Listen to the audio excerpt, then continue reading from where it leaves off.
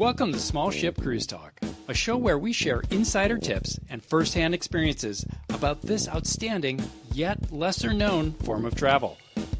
We are passionate about sharing our knowledge about river cruises, expedition, yacht, and barge cruises, so you are informed when it comes to choosing your own vacation experiences.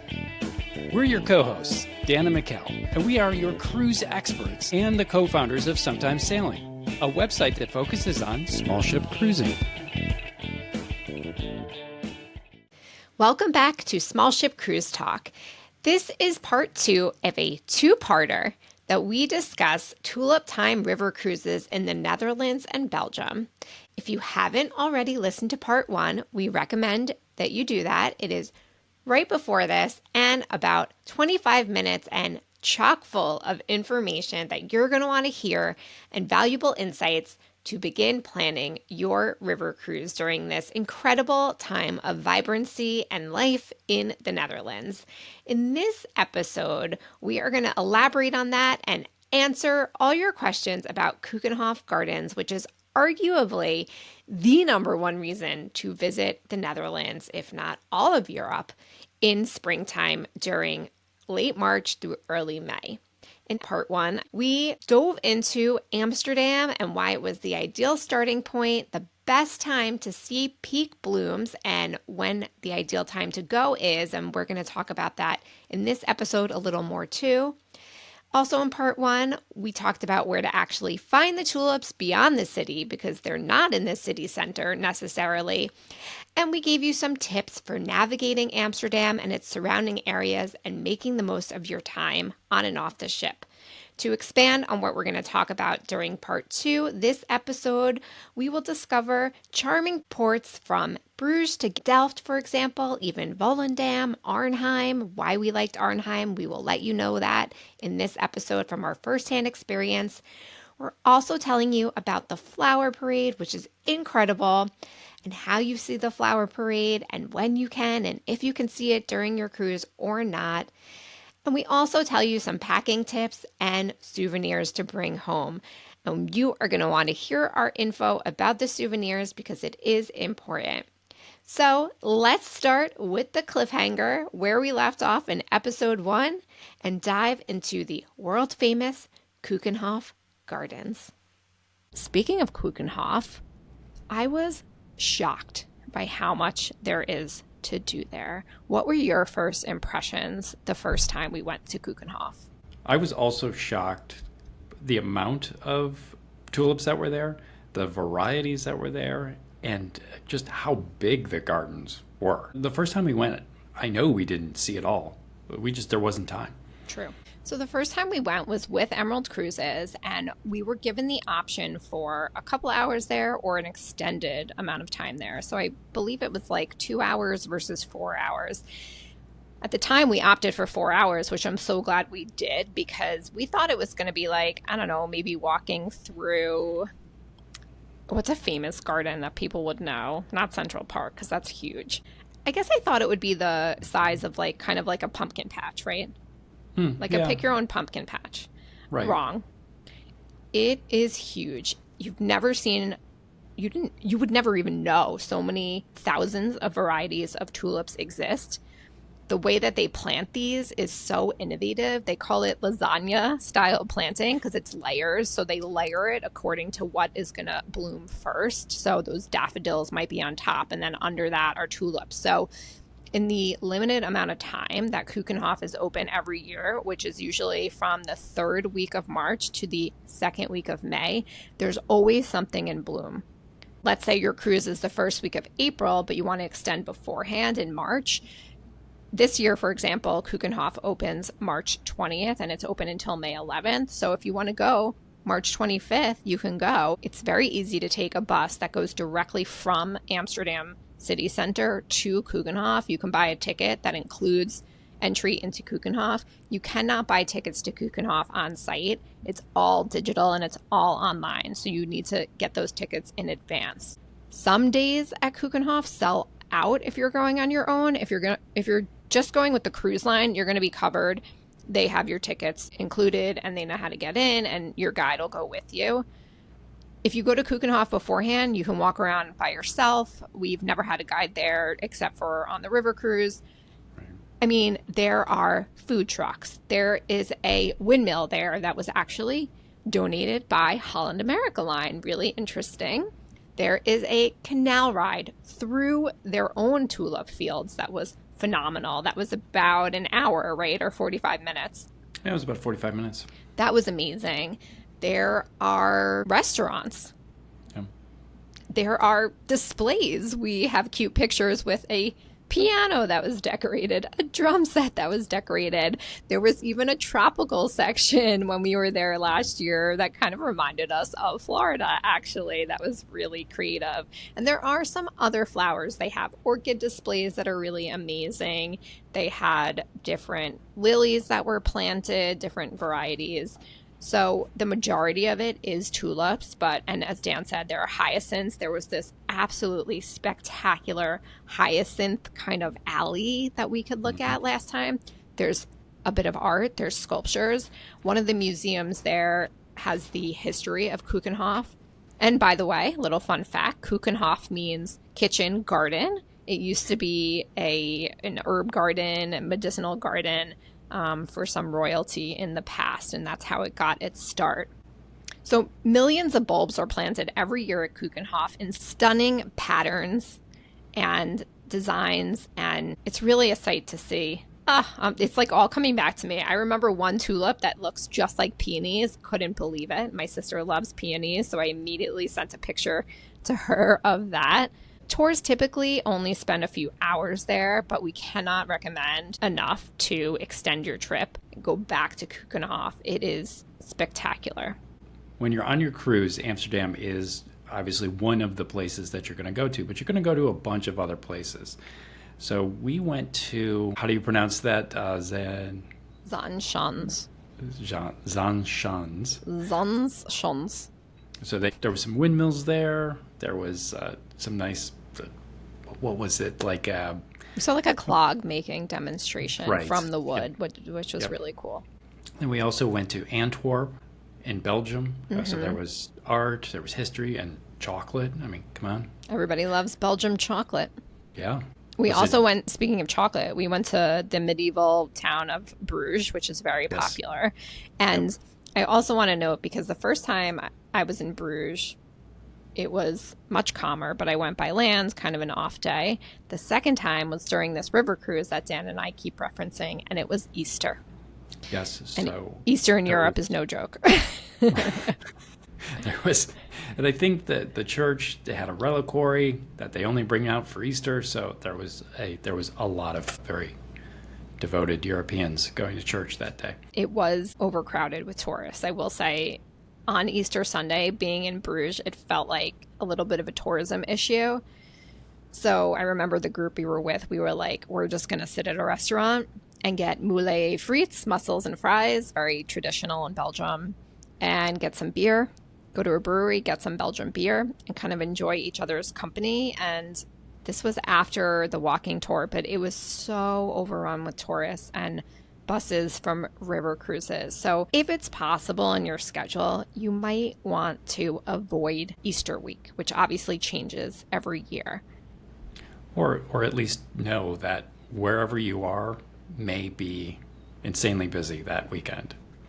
Right. But just a nod to small ship cruising in general, we ended up in Italy for Easter after a Mediterranean cruise on Emerald Azzurra. And that was kind of a really special experience. So don't avoid places because of Easter. Just kind of like, Dan, you're right. Manage your expectation if you are traveling on a Tulips River cruise during Easter.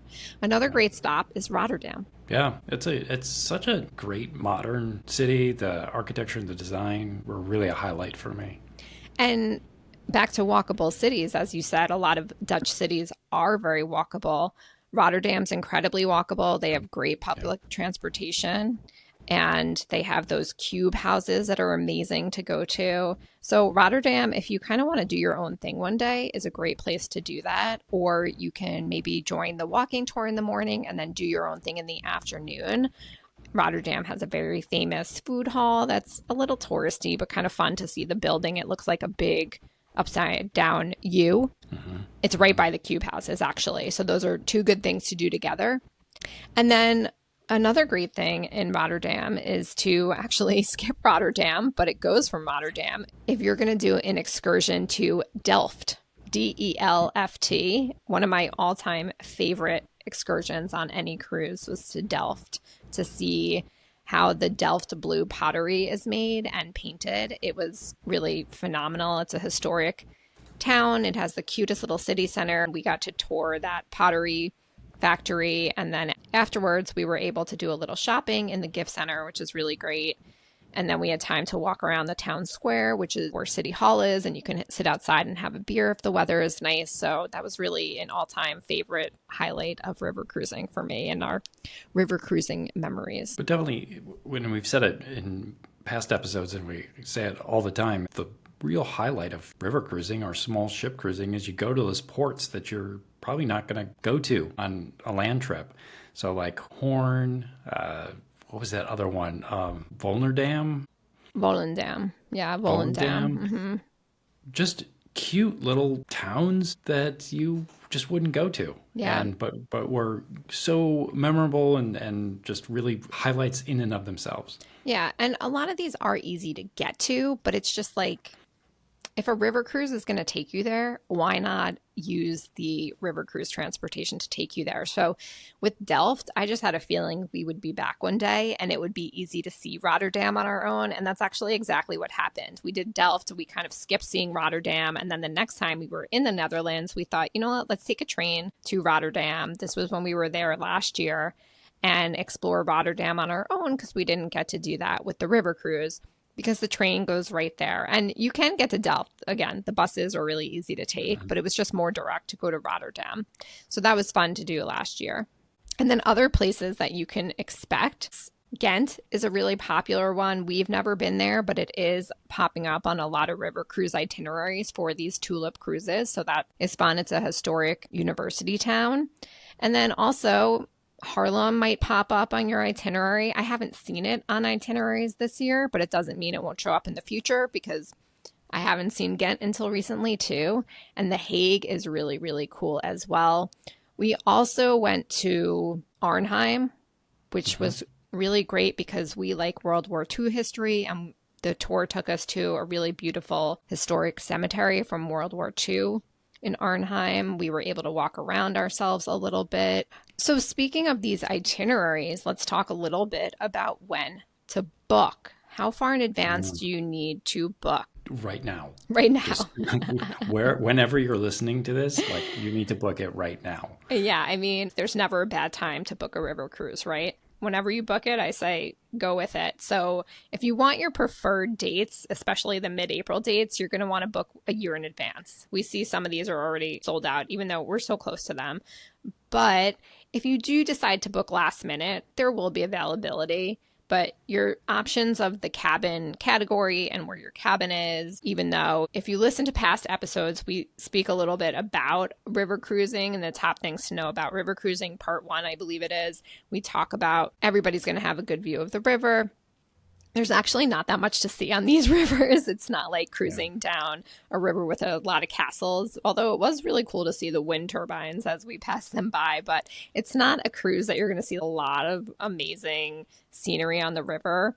Although I will say, in terms of itineraries, I did see Emerald has a Tulips itinerary that goes on the Rhine after. So it starts in Amsterdam to hit up the Tulips, and then it goes south to Cologne and Koblenz and some other areas, and it ends in Switzerland. So it kind of goes back and forth from the Netherlands over to Germany, then west to France, then ends south in Switzerland. But most of these Tulip itineraries are going to stay in the Netherlands and Belgium. So there is pretty things to see in the ports that are really special, but it's not one of these cruises that you're going to be blown away by the scenery during cruising. So when to book? Getting back to that, we recommend a year in advance for your preferred dates. However, there is usually availability if you want to book within months. So you know when to book, and that's right now. And then also, how much is this going to cost you? So rates usually are about $3,000 per person with a cruise like Emerald or Viking, and then maybe $3,800 with AMA waterways. Prices range, and what is typically included also varies. So make sure you do your homework and compare cruise line to cruise line to make sure you are seeing the places that you want to see and visiting the highlights. And with that, I would also say, you mentioned that it's around $3,000 starting prices per person with Emerald or Viking, and AMA Waterways has a higher starting price, but AMA Waterways includes more options for a lot of their excursions, whereas Viking, it might be an additional cost for some of them, even though they include at least one excursion in every port. Emerald is a great value. They're continuously voted as a great cruise line for the value of money. We love Emerald, and they also have bikes. So another thing to look for with what's included, if you're a more active person and you're going to want to go biking through the tulip fields or past the tulip fields, you can't bike through them, but you can go past them, is you want to make sure that the river cruise line you're choosing has biking as an option and has those bikes on board that you can take off and either go with a tour that's a little more active, as these biking tours always are rated as more active, or that you can rent on your own. Don't be disappointed because you didn't do your homework that you get on the ship and there's no bicycles.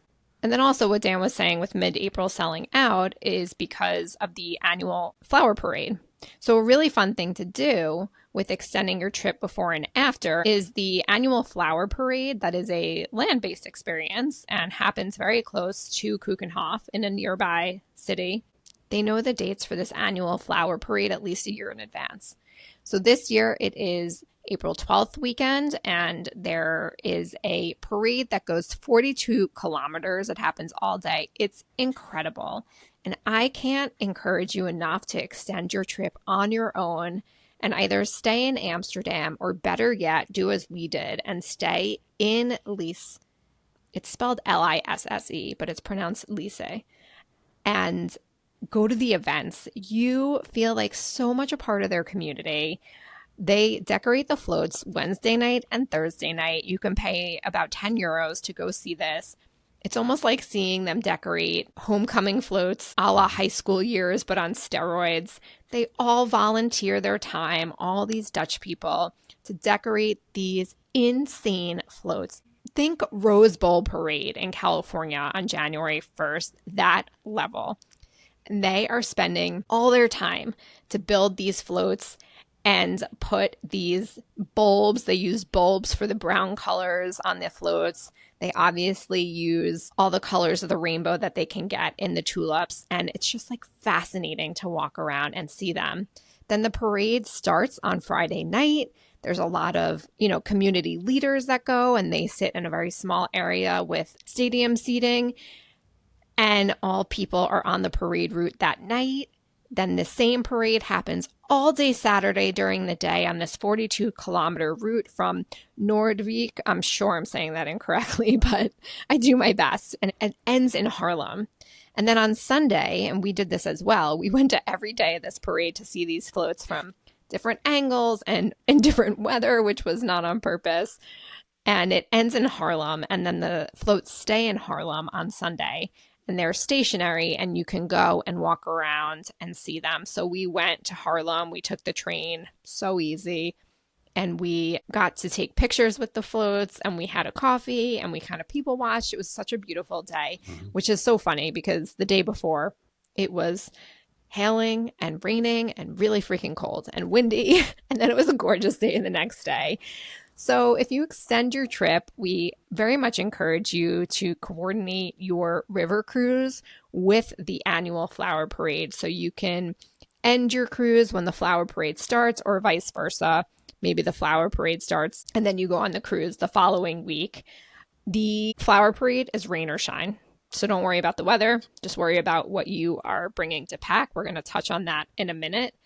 And the other things that you can do in the Netherlands are really endless. We went to Beemster and we stayed there for a night. That is such a great town. I'm going to link in the show notes some things we recommend to do there. We have a whole article written up about that. You can go to The Hague, where the girl in the pearl earring is. Dan, correct me if I'm wrong. Mm-hmm. Yeah. So right. we met her, I could say. We met her at the museum. The museum was really beautiful. It is an old aristocratic home. What else did we do? Get your puffer jays, your mini pancakes. You get your stroopwafels on your own. You can do a food tour. And again, it is so easy to take trains around the Netherlands that you're going to have no problem doing this on your own. There are bathrooms on board. I am infamous for wanting to know where a bathroom is at all times, just in case. And the bus travel is really easy. You can go to Edam and get cheese. Beemster is actually also famous for cheese. You can taste all the cheeses in the Netherlands. We even like going to the Albert Heijn, the grocery store, to explore some other cheeses that we can get and kind of having a picnic. Oh, and also back to Keukenhof. I don't think I mentioned there's a castle at Keukenhof, and we can hook you up with the email address for the tour guide there. She did mention that we can share that with our audience. So she gave us a tour.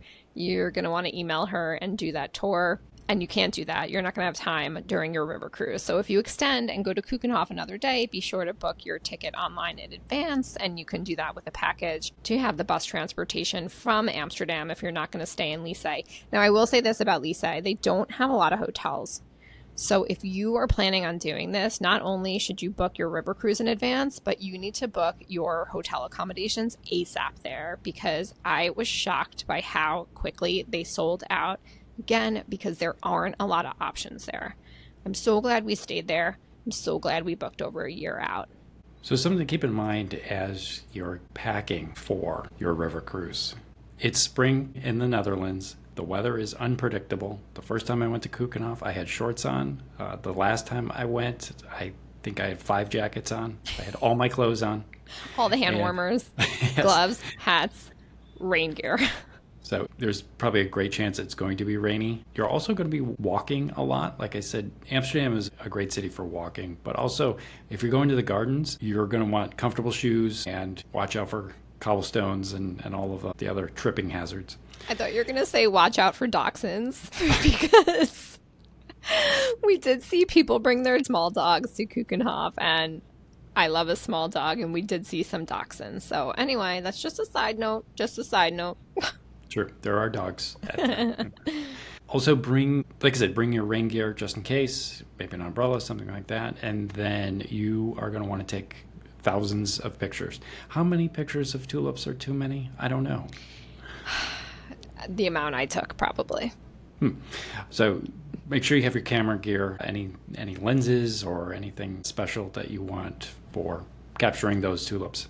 Yeah, and I also want to add that your mobile phone is usually ample these days, but you do want to make sure that there's enough space on your phone for this. And also, if you are into photography, as I am, you either want a macro lens. I have a 105 millimeter that I own. However, I rarely travel with it because it's very heavy. So I actually travel with my 50 millimeter and have these awesome filters that were $10 on Amazon. I can link you up to the Amazon shop in the show notes, that attach to the 50 millimeter and make it a macro lens, which is amazing. It's really incredible. I can get right up on the pollen of these tulips and take photos, or kind of like the frilly edges of the parrot tulips. It's so cool, so great. I'm not going to get too much into that. Let's leave that thought there, because if you're listening and you're not into photography, this is pretty boring for you. But if you are, I hope that was helpful. In terms of the rain gear, I recently had a friend tell us she was going to the Netherlands and she was shopping for rain boots. I don't think it's a bad idea to have that as an option, but if you're packing carry-on only, you're probably not going to have the room. And you can tell me what you thought, but I didn't really think it was necessary to have dedicated rain boots, even though it was raining quite a bit. I had leather kind of Sorel like ankle boots that were fine, that were waterproof or water resistant. But you can also, if you have sneakers, and I'm going to also put this in our Amazon shop list for a Tulips River Cruise, there are these kind of rubber sneaker covers that you can put on. It gives your sneakers a raincoat of its own. And those are great, and I did have those. And then let's just briefly touch on souvenirs. If you are going to the Netherlands, as soon as you land in the airport, you see two kinds of souvenirs: tulips, wooden tulips, fake tulips, and cheese. Cheese. Yes, you can bring cheese back. Yes, it will keep.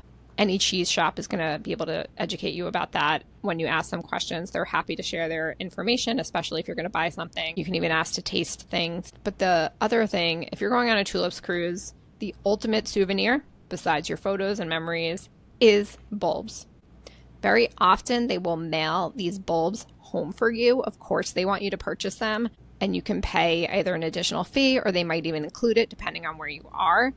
That is the safest option because you're not really supposed to travel internationally with plants, livestock, all the fruits and vegetables. You know, when you go through customs, that's always something they ask you because they don't want any diseases to come in and everything. So this stuff is regulated, but you can ship the tulip bulbs home. I'm not saying it's impossible to bring them with you on a plane, but you do need to talk to the representatives there or the cashier to make sure that there's something on the label that says that you can bring this through an airport. They know that international visitors are coming and they want to buy these, so this would not be out of the ordinary for them to have a conversation about this.